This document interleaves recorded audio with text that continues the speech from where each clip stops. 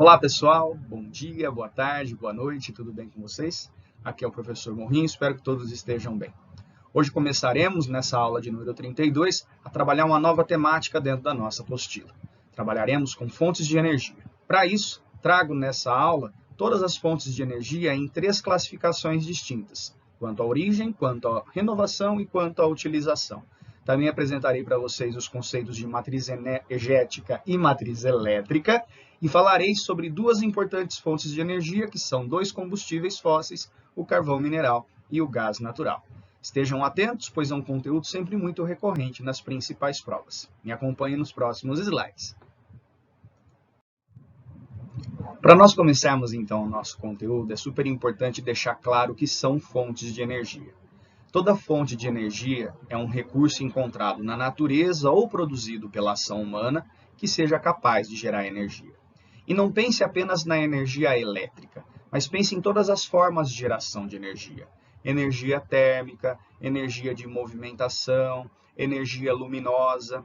E aí, quando a gente faz a classificação ou busca classificar de diversas formas essas fontes energéticas, uma dessas formas de classificação mostra para a gente justamente esse fato, de que algumas são encontradas na natureza e de que outras fontes são encontradas a partir de uma produção humana. Então, pensando na origem dessas fontes, como eu coloco no slide para vocês, eu chamo de fontes primárias de energia todas as fontes energéticas que são encontradas diretamente na natureza, antes de serem transformadas pela ação humana ou que já geram energia mesmo sem a influência da ação humana. Pensando na existência dessas fontes primárias, trago aqui vários exemplos para vocês. Posso pensar, por exemplo, na água dos rios. A água dos rios, ela tem uma correnteza. Essa correnteza é capaz de movimentar sedimentos, movimentar embarcações. Mas além da água dos rios ser capaz de gerar energia por si só, ela pode ser convertida em eletricidade nas usinas hidrelétricas. Quando eu olho para a radiação do Sol, a radiação solar, ela nos aquece, ela nos ilumina, mas com placas fotovoltaicas eu posso convertê-la em energia elétrica. Quando eu penso na frequência dos ventos, os ventos deslocam sedimentos de uma região para outra, movimentavam barcos à vela. Os ventos podem também ser capturados por aerogeradores e transformados em eletricidade.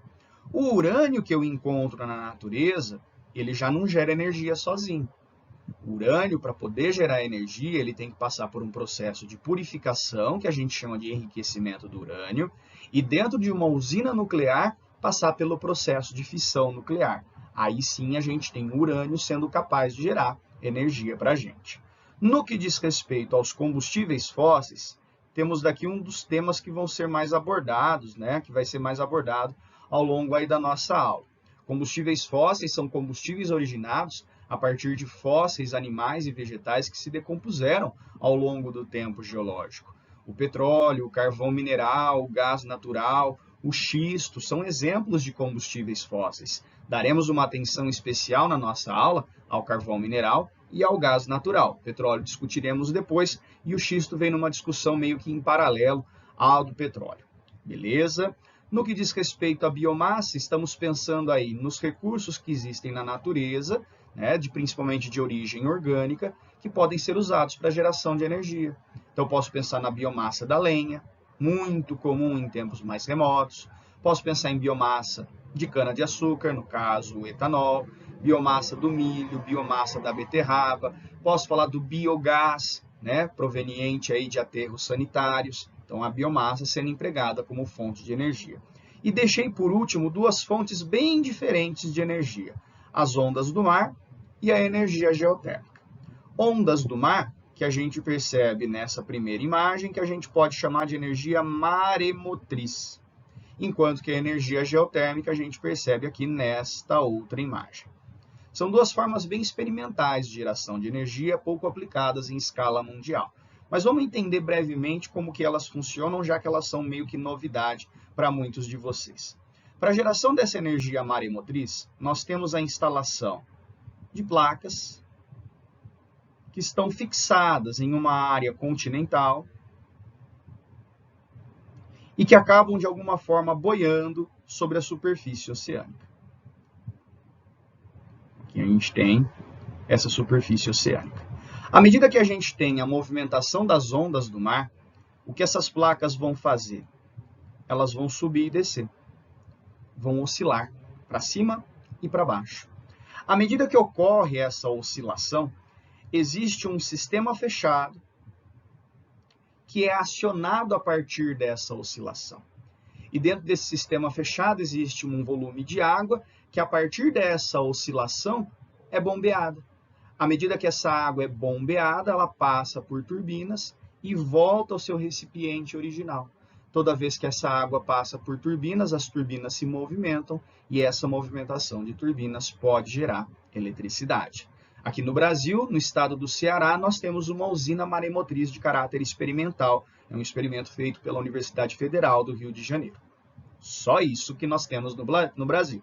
Mas lógico, né, com o passar do tempo, com o maior desenvolvimento tecnológico, isso pode ser ampliado, né, em uma escala muito maior do que a nossa que a gente tem aqui hoje. Beleza? No caso da energia geotérmica, a energia geotérmica é aquela proveniente do calor no interior do planeta. Então nós temos no interior do planeta magma em altíssima temperatura, e em áreas de contato de placa tectônica, esse magma em altíssimas temperaturas pode aquecer o volume de água que existe no subsolo. Essa água que existe no subsolo, que eu circulo aqui para vocês, ela pode ser capturada ainda que na forma de vapor. Esse vapor de água, ele passa a ser armazenado, ele passa a ser refrigerado, ou ele pode ser capturado para um processo de refrigeração. Quando isso acontece, a água armazenada passa por dutos que vão novamente aquecê-la, formando vapor de água. E quando esse vapor de água é gerado, nós temos aí passagem do vapor sobre uma alta pressão por turbinas. Essas turbinas acabam se movimentando por conta dessa alta pressão do vapor e isso acaba gerando eletricidade. Se tem um país que se destaca bastante na geração de energia geotérmica, esse país é a Islândia, situado no norte da Europa. As fontes primárias, portanto, são aquelas que estão disponibilizadas diretamente na natureza. E as fontes secundárias? Para a gente analisar essas fontes secundárias, deixa eu apagar aqui o que eu rabisquei logo embaixo, né? Senão vocês não conseguem fazer a leitura. Fontes secundárias são todas as fontes primárias transformadas pela ação humana. Então, são fontes produzidas a partir da transformação de fontes primárias. Aí eu tenho a eletricidade como um grande destaque. Eletricidade que pode ser produzida pela queima de biomassa, pela queima de combustíveis fósseis, pela força da água, pela força da passagem dos ventos, pela radiação solar, pela fissão nuclear. Quer dizer, eletricidade eu não encontro diretamente na natureza, eu produzo a partir de fontes encontradas na natureza. Quando eu olho para a gasolina, para o gás liquefeito de petróleo, para o óleo diesel e para o querosene, eu tenho aí uma gama de fontes energéticas provenientes de quem? Do petróleo. Então, lá na química, você estuda a destilação fracionada do petróleo e vê os seus produtos. Esses produtos também são fontes energéticas, como esses que eu cito para vocês. O carvão vegetal, produzido a partir da lenha, a partir de biomassa. O biodiesel, produzido a partir de plantas oleaginosas, como a soja, mamona, dendê. Enquanto que o etanol pode ser produzido a partir da cana-de-açúcar, do milho, da beterraba, e a gente faz um uso bastante intenso dessa fonte energética. Então, saber diferenciar quanto à origem é sempre muito importante, principalmente num conceito futuro que a gente vai trabalhar, que é o de matriz energética e de matriz elétrica. Beleza? Vamos para a segunda forma de classificação. A segunda forma de classificarmos as fontes de energia diz respeito à capacidade de renovação de produção dessas fontes energéticas.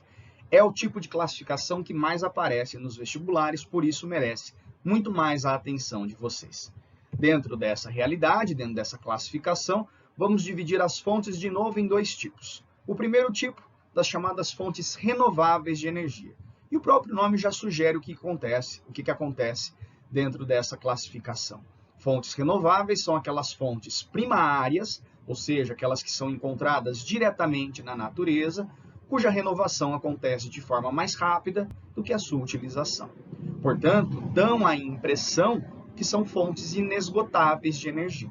E aí eu olho, turma, para os exemplos de fontes que são consideradas renováveis e vejo a água dos rios. De fato, o ciclo hidrológico torna possível o aproveitamento contínuo dessa fonte energética. É sempre importante lembrarmos, no entanto, que não é a qualidade da água que gera energia, e sim a força pela qual ela passa nas turbinas de uma usina hidrelétrica.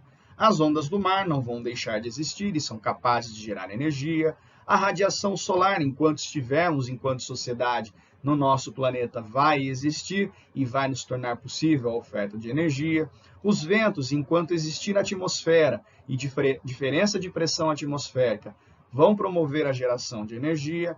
O calor proveniente do interior da Terra sempre vai existir e prover energia para a gente, assim como a biomassa, seja da lenha ou de plantas. E aí é importante lembrar, né, que essa biomassa depende de alguma forma do nosso cultivo para poder também ser empregada enquanto fonte energética. O que nos interessa mais, na verdade, são as fontes não renováveis de energia, porque são fontes hoje muito utilizadas, mas que não têm esse caráter de renovação, que a gente vem utilizando muito mais rápido do que a natureza consegue renovar, e que por isso tem um caráter esgotável. Se não usarmos com racionalidade, pode ser que isso se esgote muito antes da gente ter outras oportunidades ou outras alternativas à utilização das mesmas. E o grande destaque nesse sentido vai justamente para os combustíveis fósseis. Hoje, quando pensamos no petróleo enquanto um combustível fóssil, utilizamos intensamente esse recurso desde o final do século XIX. Há uma previsão que até o final do século XXI, esse recurso não existe em capacidade ou em quantidade suficiente para nossa utilização. Quer dizer, está muito mais do que provado de que se trata de uma fonte não renovável ou esgotável de energia. O urânio, aquele utilizado na produção de energia nuclear, também é uma fonte não renovável de energia. Por mais que a utilização do urânio não seja tão intensa quanto a do petróleo, isso vai levar com que ele se esgote num período muito mais longo, mas de alguma forma vai se esgotar também à medida que a gente for utilizando. Beleza? Estejam sempre atentos a essa forma de classificação. E vamos agora passar para a terceira forma de classificação, que é quanto à utilização das fontes, que tende a ser cada vez mais empregada, cada vez mais questionada pelos principais vestibulares. Observamos a classificação das fontes de energia. Quanto à utilização dessas fontes, existem fontes que são utilizadas de forma mais corriqueira e outras fontes que não são tão utilizadas assim. Essas fontes que são utilizadas de forma mais corriqueira, nós chamamos de fontes convencionais de energia. E o que é algo convencional? É algo que ocorre com bastante frequência, algo que é relativamente comum acontecer. Se eu chamo uma fonte energética, portanto, de convencional, é porque sua utilização, portanto, é uma utilização muito comum. E por que ela é muito comum? Porque a tecnologia que é utilizada para sua produção, a técnica empregada para sua utilização, é uma técnica que foi muito difundida ao longo da história, foi muito difundida também geograficamente. E essa maior difusão normalmente está relacionada com um menor custo econômico do emprego dessa fonte. Porém, é importante lembrar que não é sempre, mas é muito comum dentro dessas fontes convencionais o impacto ambiental ser um pouco mais significativo.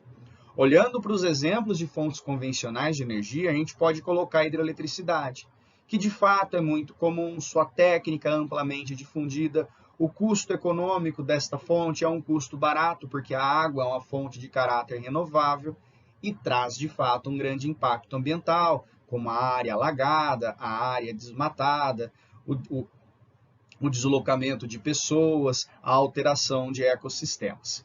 Pensando nos combustíveis fósseis, também temos fontes convencionais, de técnica muito difundida, de emprego muito intenso e que tem um custo econômico relativamente baixo, principalmente se a gente pensa no carvão mineral, e um grande impacto ambiental decorrente aí da poluição atmosférica gerada.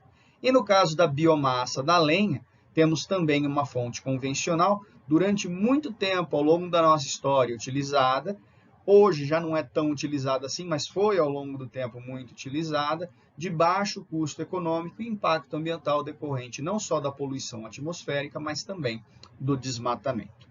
O que eu acho interessante vocês olharem para as fontes não convencionais ou fontes alternativas de energia.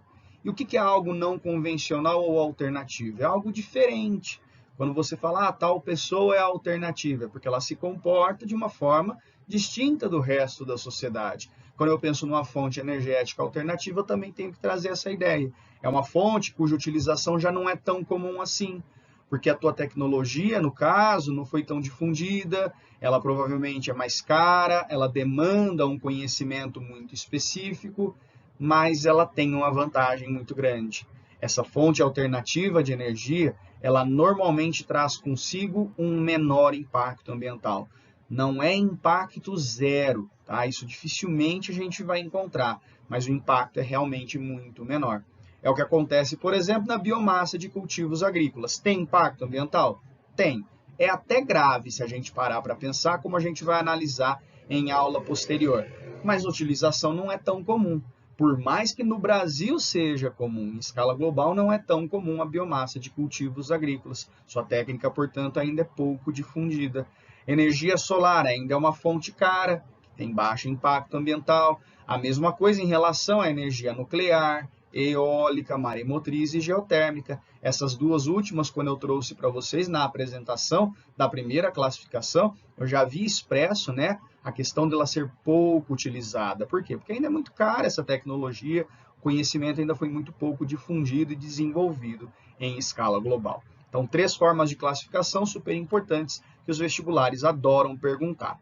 No próximo slide, a gente vai trabalhar com o conceito de matriz energética, outro conceito fundamental aí dentro das principais provas. O conceito de matriz energética é um conceito fundamental dentro desse nosso conteúdo trabalhado.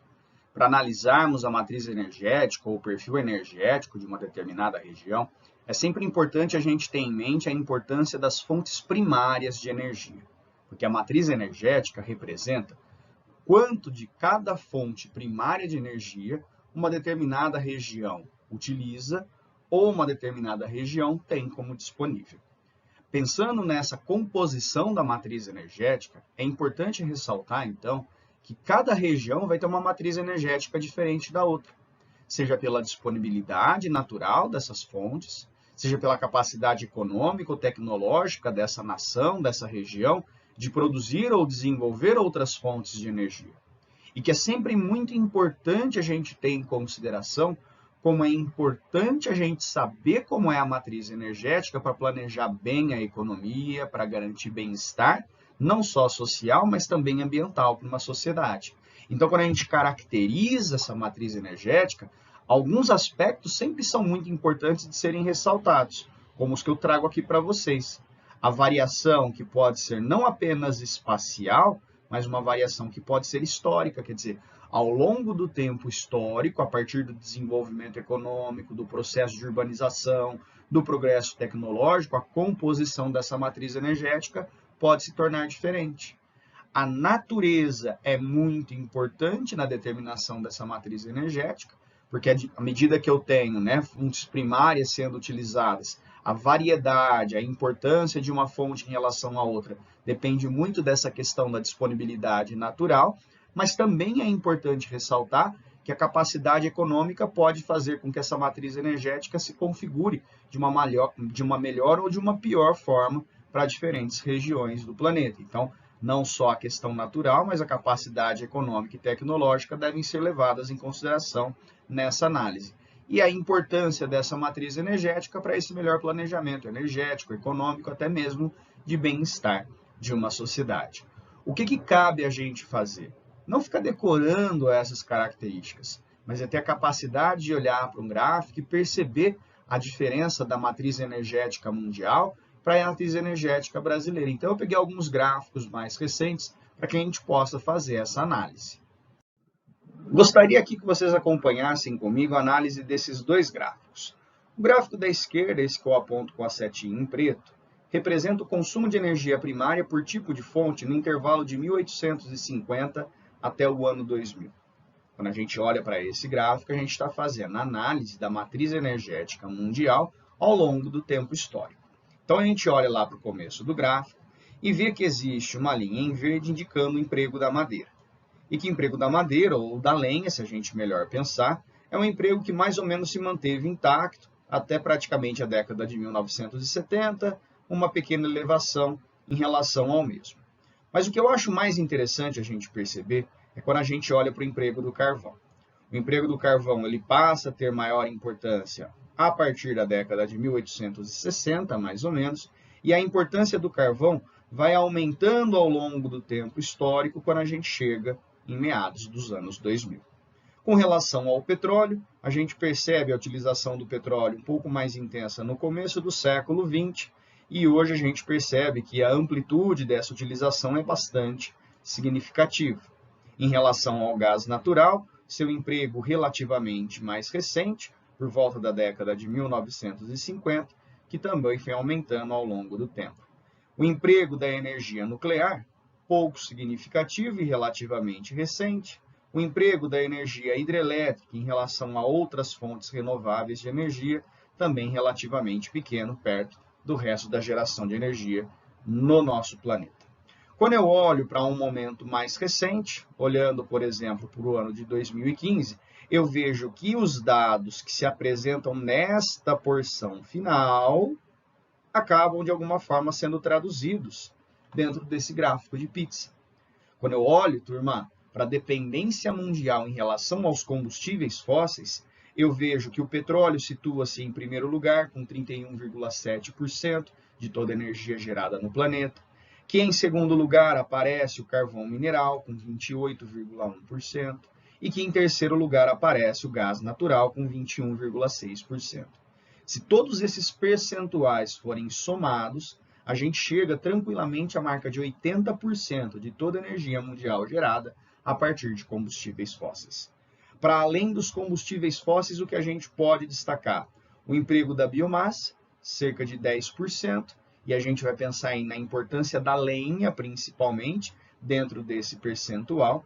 Depois, a gente pode olhar com quase 5% a utilização de energia nuclear, com 2,5% a utilização de energia hidráulica e com 1,5% outras modalidades energéticas, e eu posso citar a eólica, a solar, a questão também das energias bem alternativas, como geotérmica, maremotriz, aparecendo aí dentro dessa conjuntura.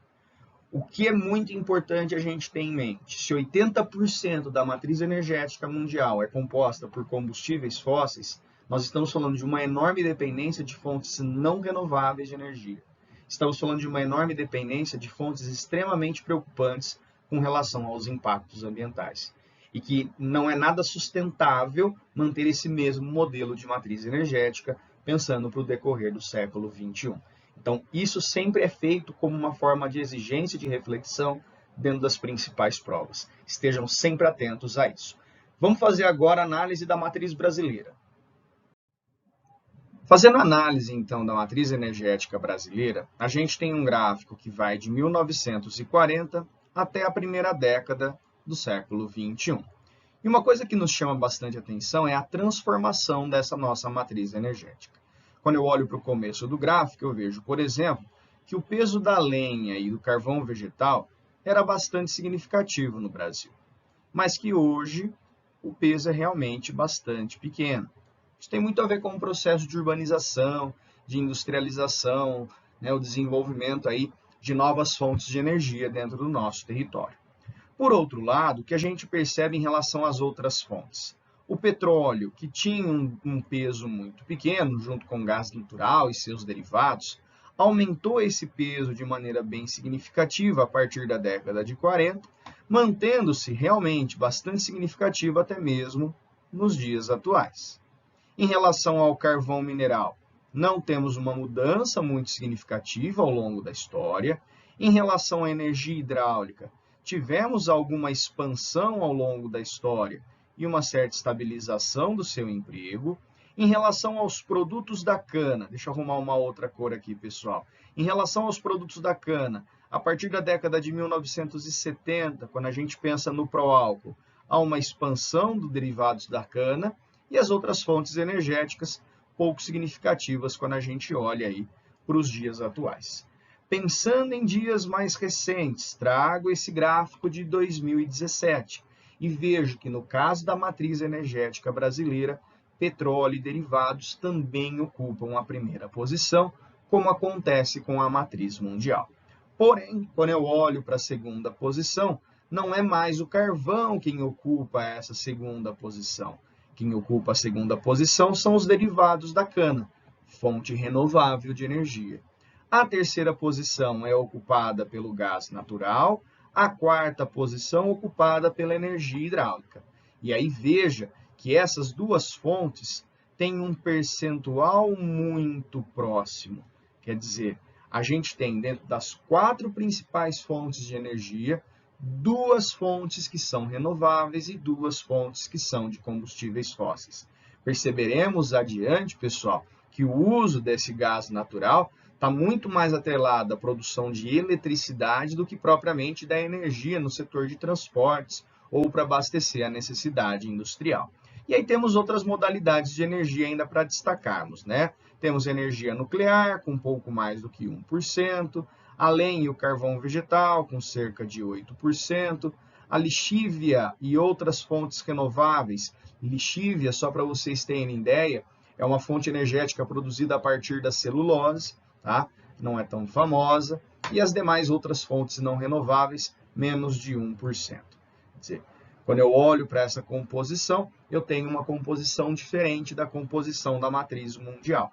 E aí outra coisa que eu acho bem interessante vocês perceberem quando a gente fala em diferenças, é a diferença que existe entre os conceitos de matriz energética e de matriz elétrica. E para não ficar uma coisa bitolada, de ficar decorando o conceito, eu queria que vocês pensassem na seguinte situação.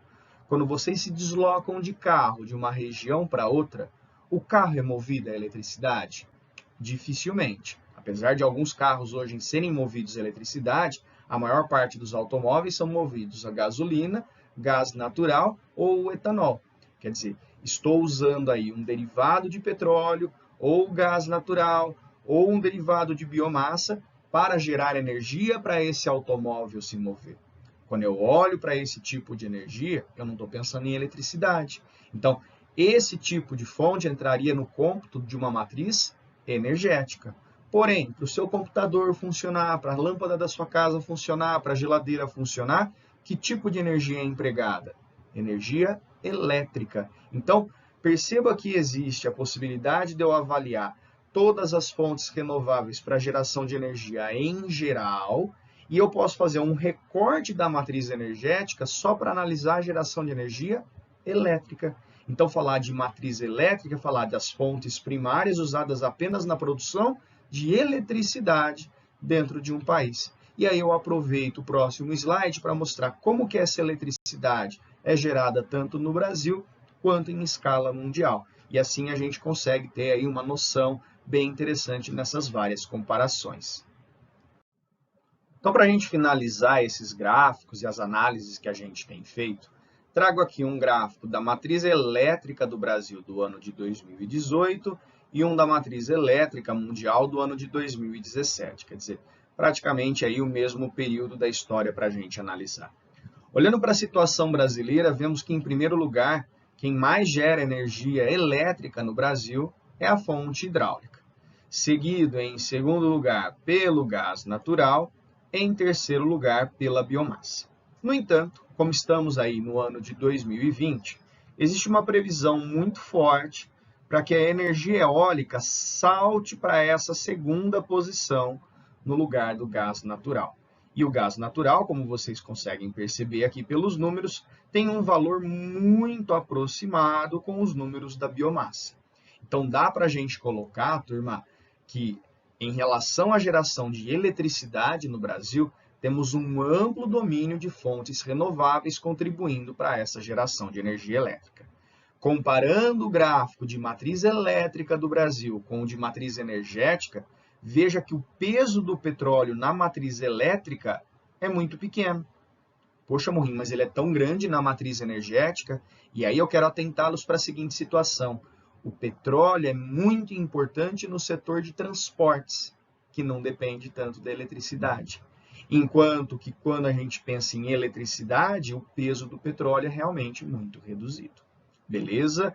No mundo, a gente percebe situação mais ou menos análoga. Por exemplo, quando eu olho para a situação mundial, vejo que a fonte mais utilizada no nosso planeta é o carvão mineral, quase 40% de toda a energia elétrica gerada no planeta.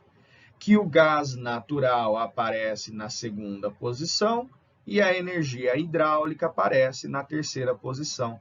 Veja que o petróleo aqui perde do ponto de vista de geração de energia elétrica para a energia nuclear, para o soma de energia solar, vento, geotérmica. Quer dizer, existem fontes que são para a eletricidade muito mais importantes do que o petróleo, reforçando então que o caso do petróleo é um caso muito mais empregado aí para o setor de transportes. Então há essa mudança aí na configuração dessas diferentes matrizes. Voltando a comparar agora a questão da eletricidade no mundo com a questão da energia como um todo no mundo. Por mais que o petróleo não tenha um peso tão grande na eletricidade, o peso dos combustíveis fósseis ainda é um peso bastante significativo, né? Mais de 50%, praticamente aí 60% da energia elétrica gerada no planeta ainda depende de fontes fósseis. Daí a necessidade, então, da gente rever não só a matriz energética mundial, mas também a matriz elétrica mundial. Beleza? O que a gente vai fazer a partir dos próximos slides? Analisar um pouco mais especificamente o caso do carvão mineral e o caso do gás natural. Tentem-se aqui comigo, ó. Fazendo essa análise mais específica, então, das principais fontes energéticas, a gente começa pelo carvão mineral, que é a fonte energética mais utilizada no planeta na geração de eletricidade, como a gente viu no slide anterior. Para pensar na formação do carvão mineral, é sempre importante lembrar que ele é um combustível fóssil, portanto, ele foi formado a partir da fossilização de matéria orgânica. E que matéria orgânica é essa? É uma matéria orgânica de origem vegetal a partir de formações florestais, que passa a acontecer a partir da era paleozoica. O processo de formação desse carvão mineral, a gente dá o nome de carbonificação. Então, que situação que a gente tem? À medida que a vida vegetal começou a se desenvolver no planeta depois do pré-cambriano, na era paleozoica, a gente tem que ter em mente que muita atividade vulcânica, muitas glaciações aconteceram. E que em meio a esses processos, houve um soterramento dessa matéria orgânica vegetal que foi morrendo em função desses processos de glaciação e de vulcanismo no nosso planeta. À medida que esse soterramento acontecia, a gente tem o processo de carbonificação acontecendo, que nada mais é do que a fossilização dessa lenha, dessa madeira que compunha as antigas formações florestais. Pensando nos tipos de carvão mineral, eu posso encontrar 4 tipos distintos de aproveitamento de carvão mineral: o antracito, a hulha, o lignito e a turfa. Veja que os 2 primeiros eu coloquei aí numa cor amarela, o escrito, e nos outros 2 eu coloquei a cor em branco. E não é um mero capricho, é apenas uma questão da gente poder diferenciar 2 grandes conjuntos de carvão mineral. Antracito e hulha, carvões de formação mais antiga, lignito e turfa, carvões de formação mais recente. E aí, à medida que a gente tem idades distintas para a formação do carvão mineral, a gente vai perceber que o teor de umidade junto a esse carvão vai ser maior ou menor. Quanto mais antigo o carvão, ou seja, do tipo antracito, do tipo hulha, a gente tem um menor teor de umidade. Quanto mais recente, aí a gente tem a turfa como a mais recente, o lignito como relativamente menos recente do que a turfa, a gente tem um teor de umidade relativamente maior. Essa idade também tem uma relação muito forte com a profundidade. Afinal de contas, quando a gente pensa no processo de sedimentação, a gente tem camadas de sedimentos que vão se sobrepondo ao longo do tempo geológico. Quanto mais antiga a formação do carvão, maior é a quantidade de sedimentos que foram se acumulando ao longo do tempo geológico, maior vai ser a profundidade da ocorrência dessas jazidas. Logo, no antracito e na hulha eu tenho uma maior profundidade nessa ocorrência, no lignito e na turfa eu tenho uma profundidade relativamente menor. E aí, por fim, pensando nessa idade, pensando na umidade, pensando na profundidade, a gente chega à concentração de carbono. Quanto mais antigo, quanto mais profundo, quanto menos umidade, maior é a concentração de carbono, maior é o poder calorífico, melhor é a queima realizada desse carvão mineral. E aí fica muito claro que o antracito e a hulha são os melhores tipos de carvão mineral, enquanto que o lignito e a turfa, por mais que possam ser utilizados, eles são utilizados numa menor qualidade por conta da menor concentração de carbono, por conta da queima relativamente pior que acaba acontecendo. Mas se ele é usado, Morrinho, ele é usado para fazer o que esse carvão mineral? Bom, com relação à utilização, uma coisa a gente já tem certeza. Ele é utilizado para gerar energia elétrica, porque ele é o recurso mais utilizado no mundo nesse sentido. Mas além da utilização para geração de eletricidade, é importante lembrar que o carvão mineral ele também tem uso industrial. E no uso industrial ele serve para aquecer grandes caldeiras. Caldeiras em siderúrgicas para a produção de aço, caldeiras em metalúrgicas para a produção de alumínio e outras ligas metálicas, caldeiras em indústrias cerâmicas para produzir materiais de construção. Então, a utilização na atividade industrial e na geração de energia é muito importante no caso do carvão mineral. Mas é bom ou é ruim utilizar o carvão mineral? Aí depende muito do seu referencial. Se a gente for pensar do ponto de vista econômico, a gente pode emitir uma opinião. Se a gente for pensar do ponto de vista ambiental, a gente pode emitir uma outra opinião. Então, o que eu trago a vocês? Uma relação de vantagens e uma relação de desvantagens em relação ao emprego dessa fonte energética. Com relação às vantagens, eu vejo que as vantagens são vantagens principalmente econômicas. O carvão mineral, enquanto combustível fóssil, é um combustível muito abundante. Portanto, essa fonte é uma fonte que acaba custando relativamente mais barato. Quer dizer, a gente vai chegar num momento da história que o petróleo vai se esgotar. E quando o petróleo se esgotar, ainda vai ter muito carvão mineral para ser explorado. Ao mesmo tempo, quando a gente busca o carvão para ser explorado, normalmente eu encontro esse carvão soterrado, mas não em grandes profundidades. Quer dizer que há uma acessibilidade relativamente melhor a esse combustível fóssil, que barateia a sua exploração, que barateia também a sua utilização. E no caso da geração de energia, o volume de energia gerado pela queima do carvão mineral é o maior de energia que a gente tem dentre todos os combustíveis fósseis. Se colocarmos uma mesma quantidade de gás natural, de petróleo, de gás de xisto, de óleo de xisto e de carvão mineral, o carvão mineral vai ser aquele capaz de gerar maior energia. Então, do ponto de vista da eficiência energética, do ponto de vista do custo econômico, realmente vale bastante a pena a gente utilizar o carvão mineral. Mas tem seus problemas. E seus problemas têm uma vinculação muito forte à questão ambiental. Primeiro, porque como qualquer outro combustível fóssil, o carvão mineral não é uma fonte renovável de energia.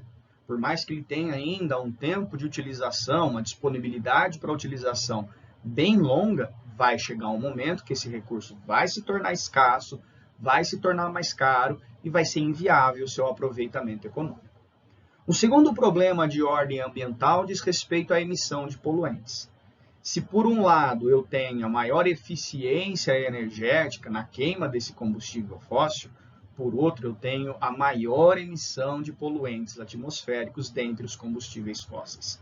Pensar em óxidos de enxofre, óxidos de nitrogênio, óxidos de carbono, acaba sendo um reflexo da queima desse combustível fóssil. E aí a gente pode associar com a intensificação do efeito estufa, associar com a ocorrência de chuva ácida, como a gente já estudou na aula sobre problemas ambientais. Do ponto de vista do trabalho realizado, uma extração insalubre. Há uma grande quantidade de material suspenso, de partículas suspensas na atmosfera, que para o trabalhador envolvido nas carvoarias, isso acaba remetendo aí a problemas respiratórios. Então, do ponto de vista ambiental, do ponto de vista social, acaba sendo bastante negativo. O que a gente ainda precisa saber a respeito do carvão? Como que esse carvão se distribui no território nacional? E é o que a gente vai ver no próximo slide.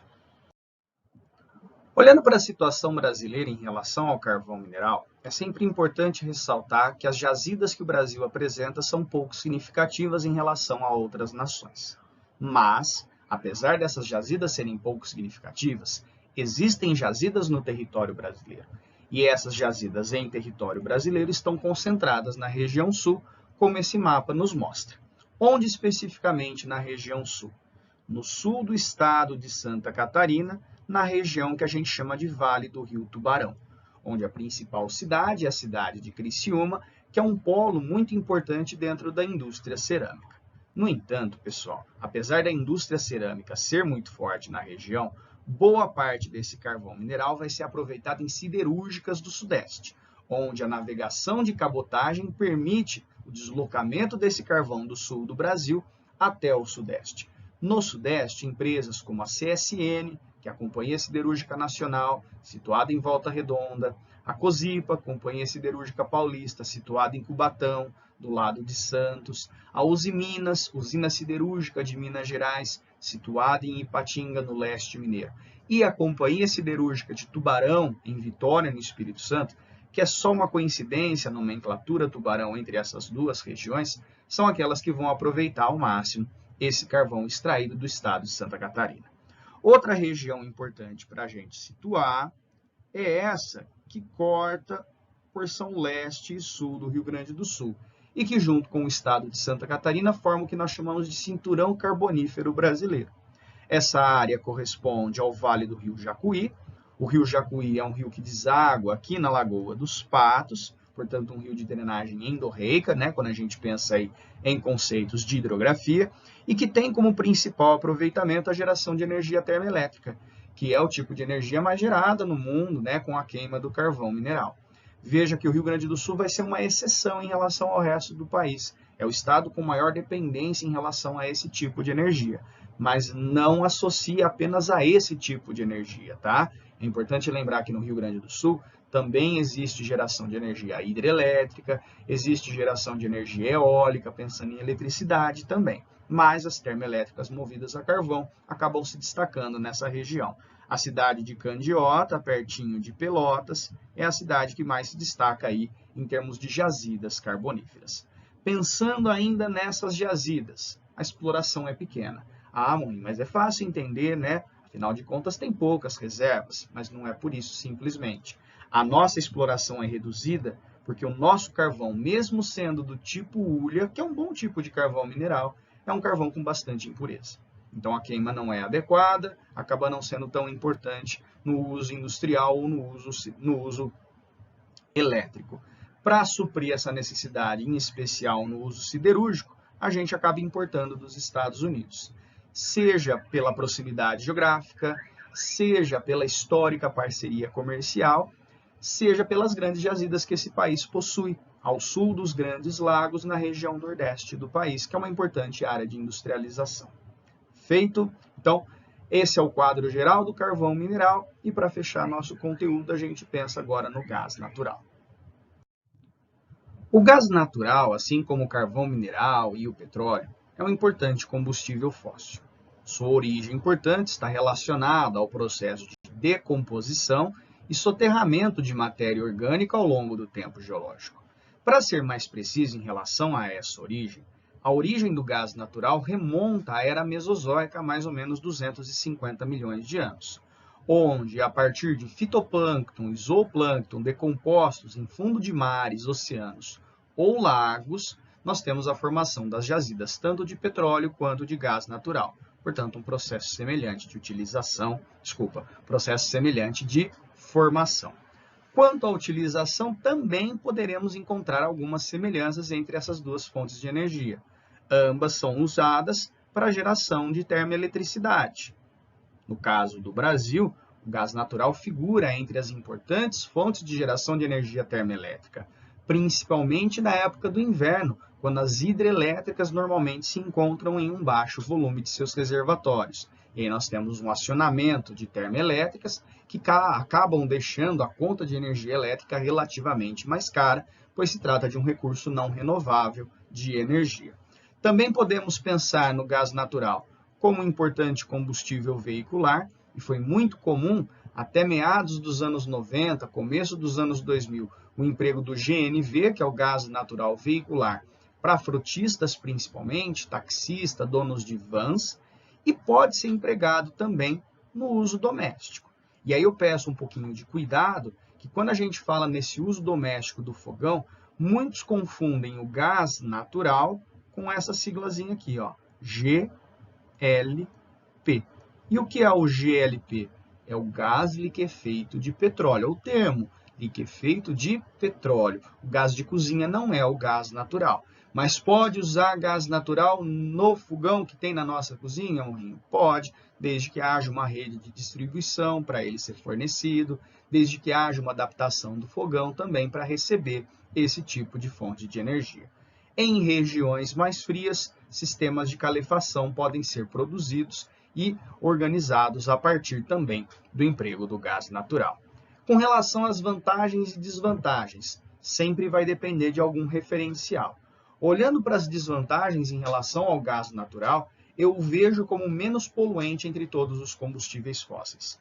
Imaginando o CO2 como um produto da queima de combustíveis fósseis, a queima do gás natural representa um volume de 20 a 30% menor de emissão de CO2 se comparado com os demais combustíveis fósseis. Bacana, portanto, nesse sentido.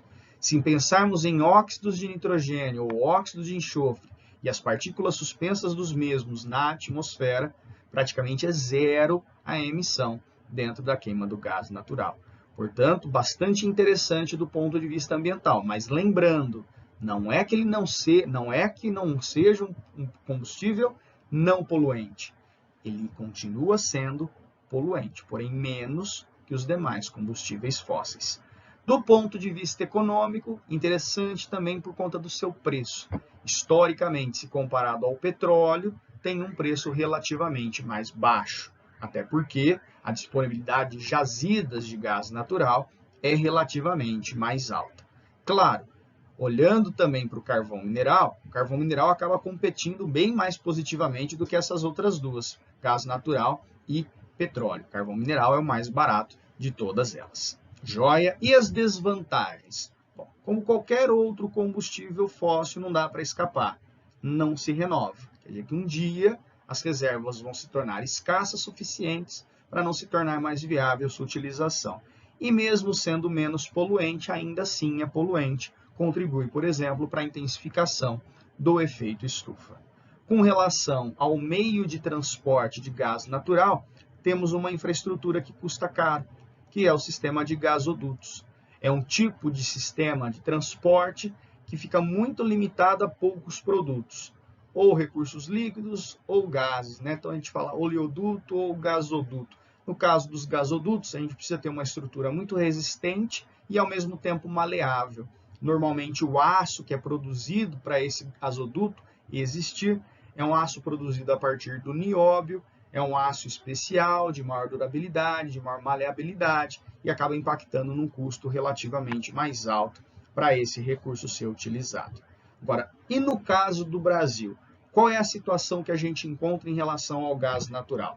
Boa parte do gás natural que é consumido no Brasil vem de um vizinho nosso, vem do território boliviano, especificamente da região de Santa Cruz de la Sierra, de onde sai o gasoduto, que a gente chama de Bolívia-Brasil.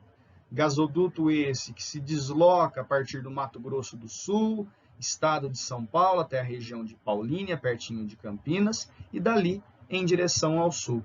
E Morrinho, por que esse gasoduto não tomou outra direção, para o norte, para o centro-oeste ou para outras partes do nosso país?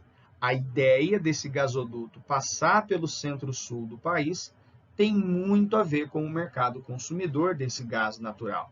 As áreas mais urbanizadas, mais industrializadas e de maior demanda energética, não só de eletricidade, mas também do combustível veicular ou do uso doméstico desse mesmo recurso.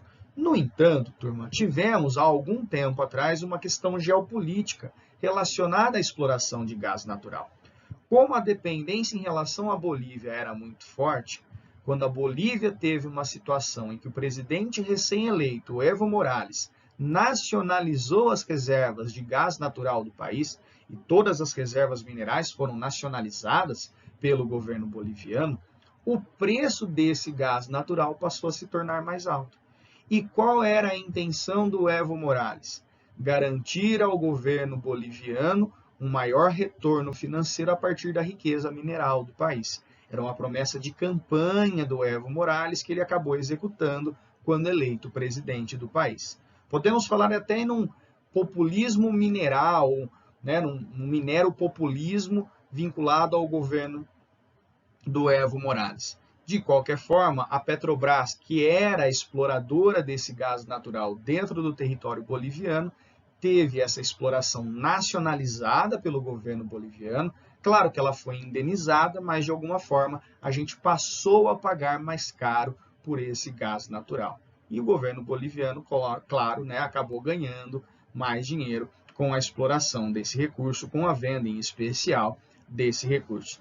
É por essa razão que hoje o aproveitamento de gás natural veicular tornou-se relativamente menor, porque à medida que houve a nacionalização, o preço desse gás natural passou a se tornar mais alto e já não era tão mais interessante seu aproveitamento para os automóveis dentro do território brasileiro. Perspectiva em relação ao gás natural, perspectiva positiva. Temos jazidas importantes junto aos campos do pré-sal, tanto na bacia de Campos, no estado do Rio de Janeiro, quanto na bacia de Santos, no estado de São Paulo. O grande problema é a infraestrutura relacionada aos dutos. O custo ainda é muito alto, mas a médio e longo prazo a gente pode alcançar essa autossuficiência. Não é muito comum a abordagem sobre o gás natural, mas eventualmente ela pode aparecer. O que é importante agora? Fazer exercício, esclarecer as dúvidas e manter a pegada do estudo. Continuem se cuidando, um grande abraço, obrigado pela atenção, até um próximo encontro, turma. Tchau, tchau.